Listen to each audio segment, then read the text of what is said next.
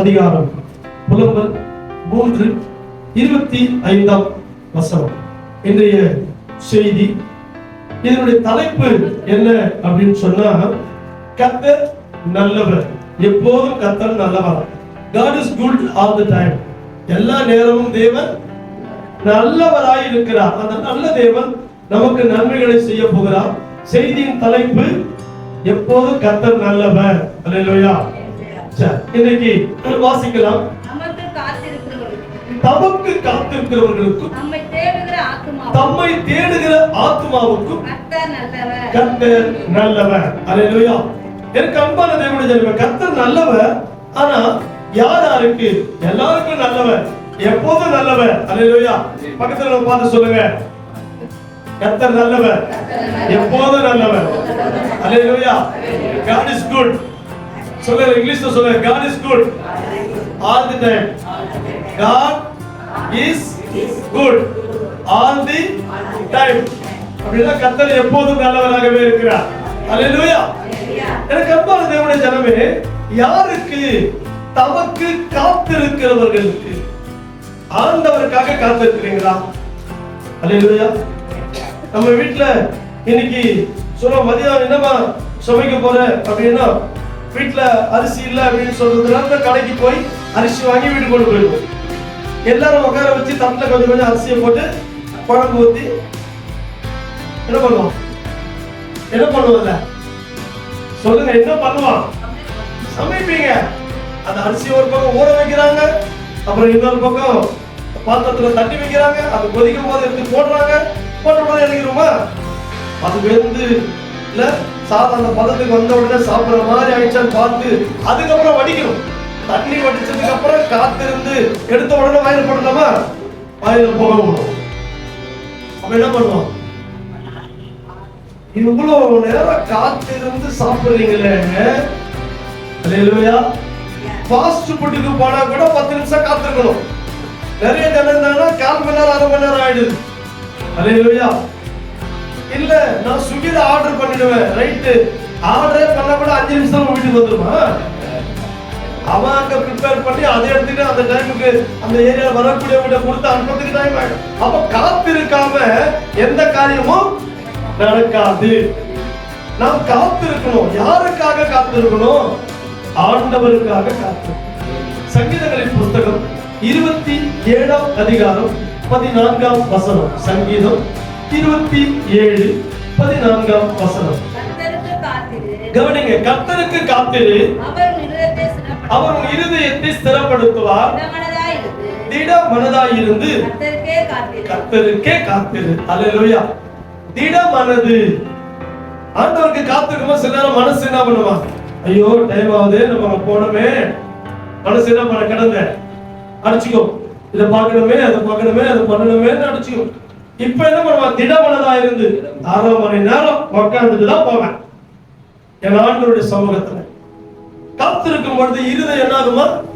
ஸ்திரப்படும். ஒரு ஸ்டெடி வந்துடும், ஒரு உறுதி வந்துடும், மனசு பக்குவப்பட ஆரம்பிச்சிடும். நீ மனசுல கேட்கிறத கடவுள் செய்வார்ன்ற நம்பிக்கை வர ஆரம்பிச்சிடும்.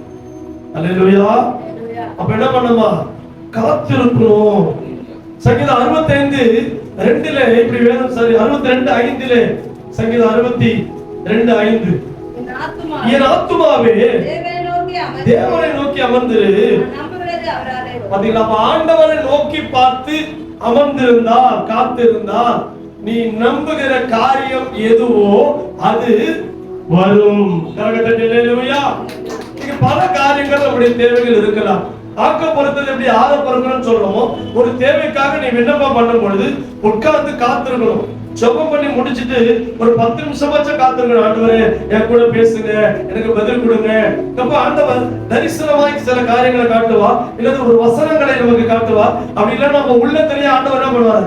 யாரோ பேசுற மாதிரி நம்ம மனசுக்குள்ள கர்த்தர் பேசுவார். அல்லேலூயா. ஆண்டவர் பேச ஆரம்பிப்பார். எப்போ? காத்திருக்கும் பொழுது. எனக்கு அன்பான தேவனுடைய ஜனமே, முதலாவது இருதயம் ஸ்திரப்படுகிறது. அங்க வேதம் சொல்லுகிறது. இரண்டாவது என்னவா? ஏசாயா 40 அதிகாரத்துல ஆண்டவர் சொல்றாரு பாருங்க, 31வது வசனம். கர்த்தருக்கு காத்திருக்கிறவர்களோ புது பலன் அடைவார்கள். என்னவா? புது பலன் வந்துடும். எனக்கு மூச்சு வாங்குது, எனக்கு நடக்க முடியல, எனக்கு ஓட முடியல, இது செய்ய முடியல, வயசாயிடுச்சு. இப்ப இங்க அதெல்லாம் வசனம் சொல்லவே இல்லை. நீ காத்திருந்தீன்னா பல மணி நேரம் ஆண்டவர் சமூகத்திலே காத்திருந்து பாரு, அப்ப உனக்கு என்ன வந்துருமா? புது பலன் வந்துடும். என்ன பலன்? புது பலன். புது பலன் என்னது? அதுக்குதான் கழுக காமிச்சாரு. கழுகு மாதிரி. கழுகுக்கு என்ன புது பலன்? கழுகுக்கு பலன் இருக்கு. அது என்ன புது பலன்? கழுகு வயசாகும் பொழுது அந்த இறகுகள் எல்லாம் உதிரக்கூடிய ஆரம்பிச்சிடும். அப்போ அந்த பறக்கக்கூடிய சக்தி இல்ல. கழுகு எப்படி பறக்கும்? சின்ன பறக்குமா? கழுகு எப்படி பறக்கும்? அடிச்சு எழுமோன்னா அப்புறம் அப்படியே ஏரோப்ளேன் மாதிரி பறக்கும். அல்லேலூயா. அந்த பலன் குன்றும் பொழுது எங்கனோ போய் ஒரு உயரமான மலையில உட்கார்ந்து கொள்வோம். அங்க வெயில் அடிக்கும், மழை வரும், பனி பெய்யும், சாப்பாடு கிடையாது, ஒண்ணும் கிடையாது, அப்படியே காத்திருக்கணும்.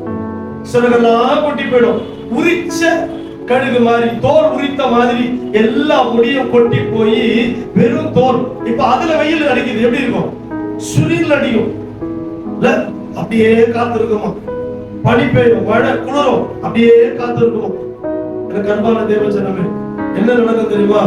எனக்கு சிறகு முளைக்கும், எனக்கு சிறகு முளைக்கும், இதெல்லாம் கொட்டி போச்சு, இப்ப அசிங்கமா இருக்கு, கவலைப்பட மாட்டேன், திரும்ப அழகாவேன். இப்ப பலன் கொட்டி போச்சு, இந்த பலன் குறிச்சு கவலைப்பட மாட்டேன், திரும்ப பலன் வரும், நான் சட்டை அடித்து நான் எழும்புவேன் சொல்லிக்கிட்டே காத்திருக்கோமா பாருங்க. நீங்க எத்தனை பேர் அப்படி இருப்பீங்க? உங்க பலன் கொட்டி போவதில்லை, உங்க பலன் ஒடுங்கி போவதில்லை. நீங்க நினைக்கிறத விட பெரிய காரியத்தை செய்ய போறீங்க.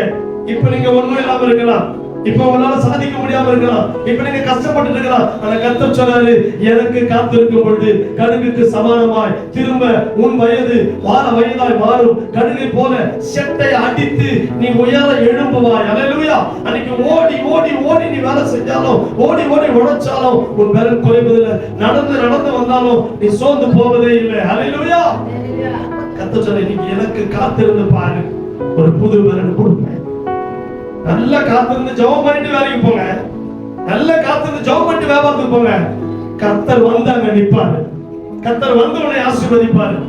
வேற ஸ்தலத்துல இன்னைக்கு ஒரு வழி பண்ணிட்டு நிக்கிற துஷ்டர் அங்க வந்து நின்னு யாரோ வாயை கட்டி போட்ட மாதிரி அப்படியே திரும்பி போவான். அல்லேலூயா.